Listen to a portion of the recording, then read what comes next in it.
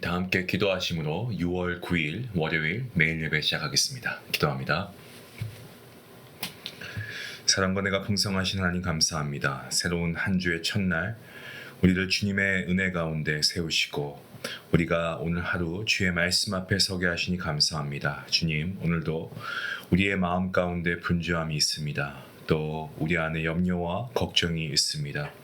하지만 이 시간에 우리가 하나님의 말씀을 펴는 이 순간만큼은 하나님의 말씀이 우리의 모든 생각을 사로잡아 주시고 우리의 생각뿐만이 아니라 우리의 감정과 우리의 의지까지 정말 주님 앞에 정결하게 들릴 수 있는 귀한 예배 시간이 될 수 있도록 하나님 함께해 주시옵소서. 성령 하나님께서 우리의 마음을 주장하여 주시고 이 시간을 인도하여 주시고 우리가 이 시간만큼 우리의 귀를 닫고 오직 하나님의 음성에 귀를 기울일 수 있는 귀한 주의 말씀에 우리가 나아갈 수 있는 우리 모든 성도님들 될 수 있도록 하나님 은혜 베풀어 주시옵소서. 오늘도 이 예배 가운데 함께하시고 인도하실 것을 믿고 감사하며 예수님의 이름으로 기도하옵나이다. 아멘. 찬송가 70장 함께 하시겠습니다.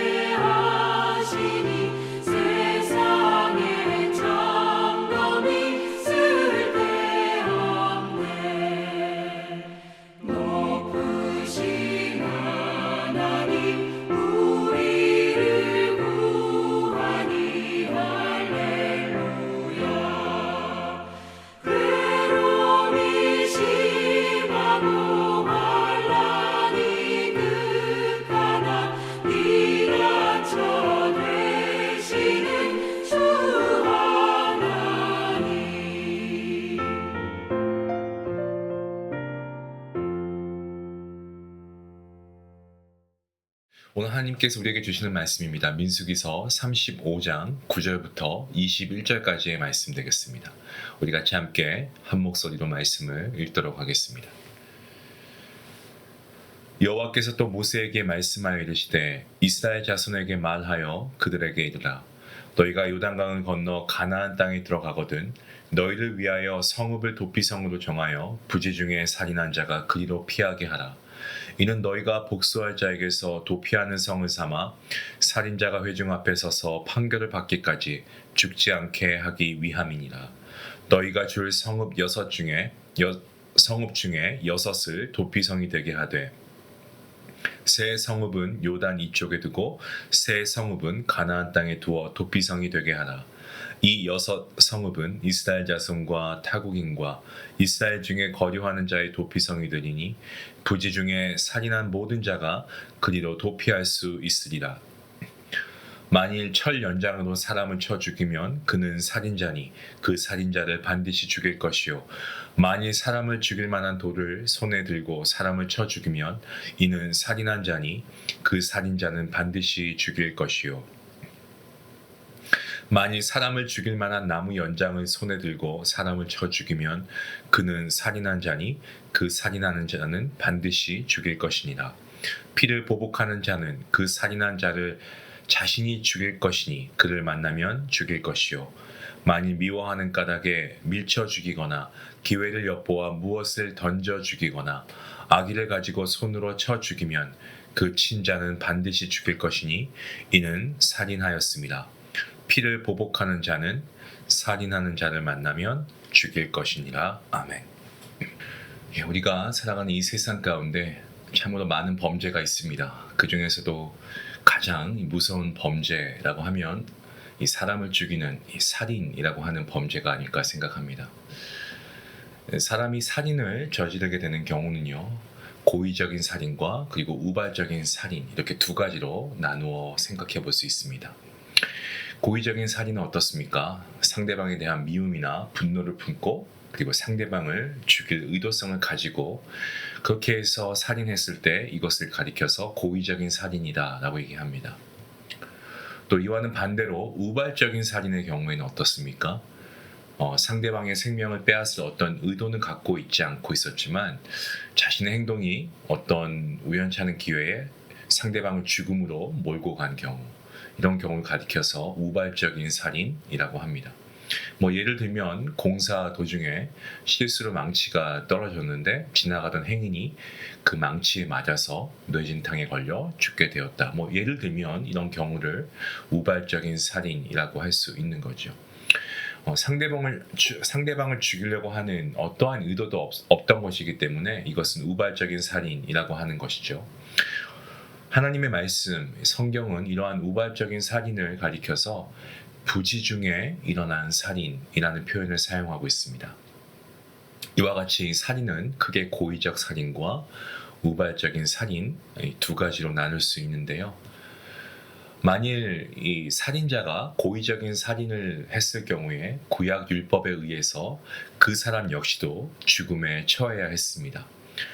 따라서 오늘 본문 말씀 16절과 17절 그리고 18절 말씀을 보시면 철이나 돌이나 사람을 죽일 만한 나무 연장을 손에 들고 사람을 치거나 찔러 죽인 사람은 다 죽음에 이르는 형벌을 피할 수가 없었다라고 기록하고 있습니다. 현재 미국 역시도 이 사전에 계획을 세워서 사람을 죽인 경우 원칙적으로 무기징역이 내려지는 게 일반적이고 또 주에 따라서 사형을 허용하기도 합니다. 근데 문제는 우발적으로 살인을 저지른 그러한 사람들의 경우에 그렇습니다. 물론 결과론적으로 이야기하면 이 사람들의 행위 때문에 사람이 죽었습니다. 맞습니다. 하지만 이들에게는 어떠한 악의가 있었거나 원한이 있었던 것이 아니었고 말 그대로 정말 사고, 실수로 일어난 살인 사건입니다. 우리 한국의 같은 경우에는 우발적 살인은 어떤 정상 참작이라고 해서 형량이 낮아질 수 있다라고 합니다. 하지만 이와는 다르게 독일 같은 경우에는 우발적인 살인이라고 해도 무기징역에 처할 수 있다라고 합니다. 자, 세상의 법은 이렇게 다를 수 있지만 그렇다면 하나님께서는 이러한 우발적인 살인에 대해서 어떻게 다루고 계십니까? 바로 이 우발적 살인 사건을 다루는 문제가 오늘 본문에 나오고 있는 도피성입니다. 자, 먼저 잠깐 도피성에 대해서 알아보겠습니다. 도피성은요, 이름 그대로 도피처로 삼을 성, 이 도피성, 총 6개의 성을 지정했습니다. 요단강을 기준으로 해서 서쪽에 3개 그리고 동쪽에 3개 이 도피성으로 지정한 것을 우리가 보게 됩니다. 이것은 이스라엘 영토 어느 곳에 있든지 가까운 곳에 위치한 도피성으로 도망칠 수 있도록 그렇게 위치를 잡아둔 것이죠. 이 도피성은 어떻습니까? 우발적 살인을 한 자를 그에게 피해 복수를 하려고 하는 사람들로부터 보호하기 위해서 지정된 성읍이 도피성이었다는 겁니다. 하나님께서는 부지 중에 일어나는 살인, 다시 말씀드리면 우발적 살인에 대해서는 바로 사형 집행이 이루어지지 않도록 하십니다. 이유가 있습니다. 그것은 우발적 살인을 저지른 자가 정말 억울한 죽음을 맞이할 수도 있기 때문에 그렇습니다. 따라서 이러한 경우에 정확한 재판을 통해서 가해자의 행위에 살인 동기가 있었나 없었나 이것을 따져보아야 할 필요가 있었습니다. 이러한 재판을 받기까지 피해 복수자들로부터 우발적 살인을 저지른 가해자를 보호하는 시설, 그게 바로 오늘 나오는 도피성이라고 하는 곳입니다. 방금 전 제가 도피성이 총 6개가 있다라고 말씀드렸습니다. 이 성읍들 사실 누가 소유했냐면 레위인이 소유한 곳이었습니다. 이유가 있습니다. 그것은 바로 각 지파에 속한 영토를 도피성으로 지정하게 되면 아무래도 재판 판결이 어떤 특정 지파에 속한 사람에게 유리하게 흘러갈 수도 있기 때문에 그렇습니다. 또 영적 지도자들, 이 레위 지파 출신의 제사장들을 통해서 백성들 안에 일어난 어떤 삶의 문제를 처리하고 또한 그 안에 이 정의를 바로 세울 수 있도록 하시기 위해서 그리한 겁니다.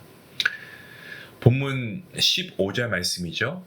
이 말씀을 보시면 도피성에 들어갈 수 있는 자에 대한 내용이 기록되어 있습니다. 여기에는 이스라엘 자손뿐만이 아니고 타국인, 이스라엘에 거류하고 있는 타국인들도 포함이 되어 있습니다. 다시 말씀드리면 이방인이 포함되어 있는 거죠. 모든 사람에게 도피성이 열려 있다라고 생각하시면 됩니다. 부지 중에 살인을 범한 자라고 하면 누구라도 도피성을 통해서 정당한 재판을 받을 권리가 있었습니다. 이것은 민족과 출신지 그리고 어떤 지위 고하를 막론하고 누구든지 억울한 죽음을 당하지 않고 끝까지 정의롭게 재판받을 수 있도록 해주신 하나님의 은혜였습니다. 자, 이 도피성에서 벌어진 재판을 통해 살인사건의 고의성이 있고 살인을 저지를 의도가 있으므로 그게 밝혀지게 되면 그때에는 이 살인자가 처형을 당하게 됩니다. 사형에 처하게 되는 거죠. 하나님께서는 이스라엘 백성들이 가나안 땅에 들어가게 되면 여러 가지 이익 문제로 인해서 서로 충돌하게 될 것, 그리고 여러 가지 사고가 발생할 수 있다라는 것을 미리 알고 계셨습니다. 그래서 이스라엘 백성들이 이 살인이라고 하는 큰 죄 아니겠습니까? 이 큰 범죄를 하나님의 백성답게 해결할 수 있기를 하나님께서 원하셨습니다. 살인 사건의 경우에 고의성 여부를 중점적으로 판단해서 사건을 해결할 수 있도록 하나님께서 그렇게 하신 겁니다.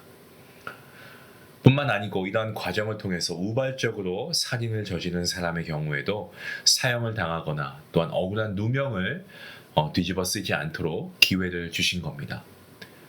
만약 오늘 저희가 읽은 이 말씀처럼 이 도피성이 없었다라고 한다면 어떠한 일이 벌어졌을까요? 이스라엘 영토 내에서 여기저기 그야말로 이 복수의 칼이 끊임없이 정말 피에 젖어 있었을 겁니다. 왜냐하면 복수는 또 다른 복수를 낳기 때문에 그렇죠. 하나님께서는 이스라엘 백성이 살인 사건을 다룸에 있어서 복수로 쉽게 상대방을 죽이는 어떤 피비린내 나는 그러한 정말 무질서한 땅이 아니고 하나님의 법대로 질서 있게 통치받는 하나님의 거룩한 백성으로 살아가기를 원하셨습니다. 사랑하는 중앙가족 여러분, 도피성은 상대방의 실수와 잘못에 대해서 그들의 행동 이면에 숨겨져 있던 동기와 고의성을 밝혀내기까지 기다려줄 수 있는 어떤 자세와 마음에 대해서 우리에게 교훈해주고 있습니다. 섣불리 우리 눈에 보이는 결과에만 치우치는 것이 아니고 사건이나 또 그 행동 안에 담겨있는 의도를 우리가 좀 파악할 수 있어야 합니다. 도피성이 무분별한 어떤 살인과 복수를 막는 장치가 되었던 것처럼 우리도 상대방에 대한 미움과 분노에 대해서 우리가 조금 넉넉하게 돌아볼 수 있는 그러한 마음 가질 수 있어야 하지 않을까요? 물론 상대방의 실수와 잘못을 무조건 덮어주고 이해하라는 말씀을 드리는 것은 아닙니다. 하지만 미움은 또 다른 미움을 낳게 합니다. 분노는 우리로 하여금 더 큰 죄를 짓게 유혹합니다. 때문에 하나님께 우리를 대하여 정말 인내하시고 참아주신 그 하나님의 사랑을 우리가 알고 우리가 배우고 경험하고 있다면 우리도 그 하나님의 사랑을 받은 자로서 상대방에게 그러한 사랑과 이해, 인내함으로 그들을 대해야 할 줄로 믿습니다. 우리가 아직 죄인 되었을 때에 십자가의 그 놀라운 사랑으로 저와 여러분을 용서하신 우리 예수 그리스도의 사랑을 기억하면서 저와 여러분 역시도 사랑과 용서의 태도로 우리 주변에 우리의 사람들, 우리 이웃들, 우리 믿음의 공동체들을 우리가 이런 믿음의 눈으로 사랑과 용서의 마음으로 바라볼 수 있는 그러한 저와 여러분 모두가 될 수 있기를 주님의 이름으로 축원합니다. 기도하시겠습니다.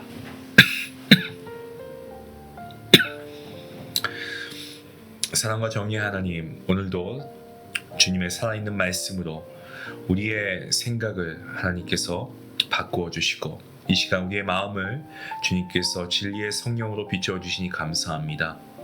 살인, 정말 우리가 듣기만 해도 무서운 이 단어 아니겠습니까? 이 무거운 주제를 통해서 주님께서 생명을 얼마나 귀하게 여기시는지, 그리고 얼마나 모든 하나님의 이 피조물들을 사랑하시는지 하나님께서 우리의 마음을 살피시는 분이심을 다시금 깨닫게 됩니다. 우발적인 실수로 인하여서 정말 생명을 해한 자에게조차 도피성과 재판의 기회를 허락하신 분 우리 하나님이십니다. 아버지, 정말 그 하나님의 긍휼하심과 공의하심, 이 마음을 우리도 닮아가게 하여 주시옵소서. 분노의 마음으로 판단하지 않게 하시고 타인의 말과 행동 그 이면에 있는 그들의 마음과 동기를 헤아릴 수 있는 마음 허락하시고, 더 나아가서 이들을 마음에 품고 기도하며 아버지 이들을 정말 용서할 수 있는 그러한 넉넉한 믿음의 사람들 될 수 있도록 하나님 함께하여 주시옵소서. 감사하며 예수님의 이름으로 기도하옵나이다. 아멘.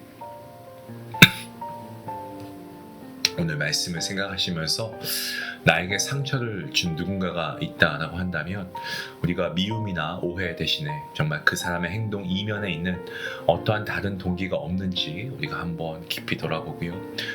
우리가 기도와 사랑으로 이들을 품을 수 있는 믿음의 결단이 있으면 좋겠습니다. 그리고 가능하다면 그 사람을 위해서 우리가 중보 기도를 하면 어떨까요? 이러한 믿음의 사람이 되었으면 좋겠습니다.